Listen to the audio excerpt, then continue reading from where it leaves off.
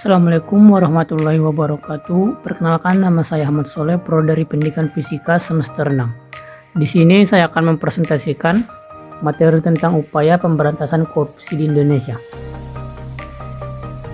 Sebelum masuk ke kesimpulan atau presentasi, di sini saya akan membahas latar belakang dari upaya pemberantasan korupsi di Indonesia. Pemerintah sangat menjunjung tinggi perlindungan hukum bagi setiap warga negaranya, sehingga diperlukan pemantapan terhadap sarana dan prasarana yang diperlukan guna menopang pembangunan di bidang hukum. Dalam upaya untuk mencapai keberhasilan pembangunan di bidang hukum, perlu didukung dengan adanya peningkatan sarana dan prasarana serta peningkatan pendayagunaannya. Pemantapan, kedudukan dan peranan badan-badan penegak hukum merupakan pihak yang berhubung langsung dengan proses penegak hukumnya.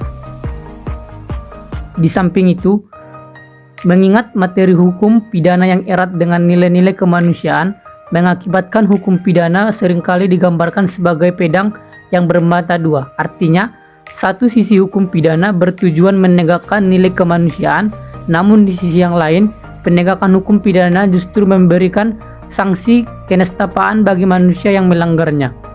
Pemberantasan tindakan pidana korupsi dapat dilakukan oleh Polri dalam khususnya hal penyelidikan. Hal ini diatur dalam pasal 14 ayat 1 Undang-Undang Nomor 2 Tahun 2002 tentang Kepolisian RI.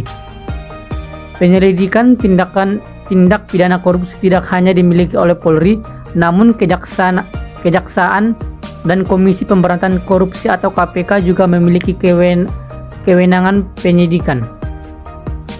Berikutnya adalah kesimpulan mengenai tentang materi. Secara garis besar, ketertiban itu dipenuhi oleh adanya peraturan tata tertib. Ketentuan-ketentuan yang bersangkutan dengan tata tertib ini adalah kaidah atau norma yang tertuang posisinya di dalam masyarakat sebagai norma hukum. Dengan adanya tatanan norma tersebut, maka posisi yang paling ditekankan adalah norma hukum, meskipun norma lain tidak kalah penting perannya dalam kehidupan bermasyarakat. Untuk mewujudkan tertib sosial, negara menetapkan dan mengesahkan peraturan perundang-undangan untuk mengatur masyarakat. Peraturan-peraturan itu mempunyai sanksi hukum yang sifatnya memaksa. Artinya, bila peraturan itu sampai dilanggar, maka kepada pelanggarnya dapat dikenakan hukuman. Hukum yang digunakan sebagai sarana pembaharuan dapat berupa undang-undang atau jurisprudensi atau kombinasi keduanya. Di Indonesia yang paling menonjol adalah perundang-undangan. Jurisprudensi juga berperan, namun tidak seberapa penting.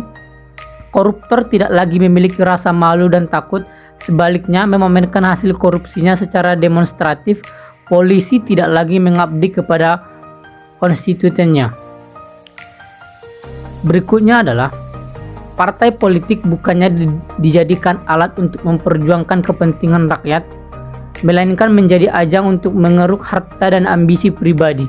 Padahal tindakan pidana korupsi merupakan masalah yang sangat serius, karena tindakan pidana korupsi dapat membahayakan stabilitas dan keamanan negara dan masyarakat, membahayakan pembangunan sosial, politik, dan ekonomi masyarakat, bahkan dapat pula merusak nilai-nilai demokrasi serta moralitas bangsa karena dapat berdampak pada budaya tindak pidana korupsi tersebut.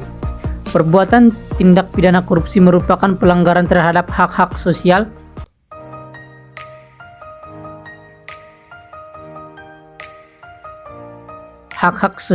dan hak-hak ekonomi masyarakat, sehingga tindak pidana korupsi tidak dapat lagi digolongkan sebagai kejahatan biasa, melainkan telah menjadi kejahatan luar biasa. Sehingga dalam upaya pemberantasannya tidak lagi dapat dilakukan secara biasa, tetapi dibutuhkan cara-cara yang luar biasa. Penyebab terjadinya korupsi di Indonesia menurut Abdullah Hemahuam berdasarkan kajian dan pengalaman setidaknya ada 8 penyebab.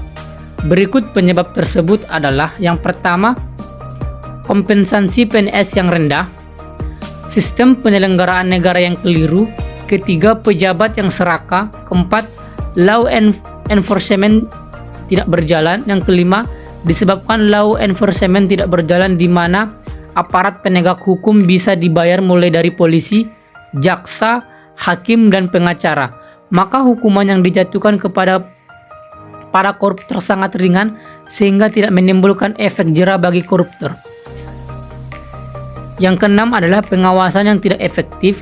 Yang ketujuh, tidak ada keteladanan pemimpin.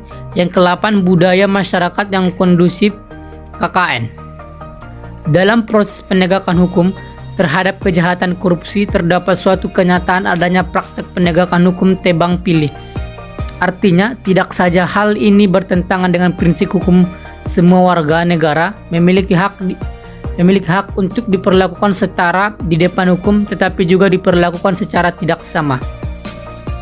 Adapun yang menjadi sebab perlakuan penegakan hukum aparat polisi dan kejaksanaan bukan saja disebabkan karena kasus korupsi sering dipandang sebagai kasus yang membawa berkah, utamanya bagi pengacara, tetapi juga disebabkan karena keberadaan undang-undang tindak pidana korupsi dan undang-undang KPK. Sikap dualisme dalam pemberantasan kejahatan korupsi sebagaimana diatur dalam Undang-Undang Tindak Pidana Korupsi dan Undang-Undang KPK dalam teori hukum pidana bahwa sanksi hukum yang dijatuhkan kepada pelaku kejahatan tidak saja dipandang sebagai hukum yang menimbulkan penderitaan secara fisik dan psikis dan dibatasi kebebasan hak-hak keperdataan dan hak politik, tetapi juga diharapkan agar pelaku kejahatan merasa jera atau kapok sehingga tidak berkehendak melakukan kembali hak keperdataan dan hak politik. Tetapi juga diharapkan agar pelaku kejahatan merasa jera atau kapok sehingga tidak berkehendak melakukan kembali.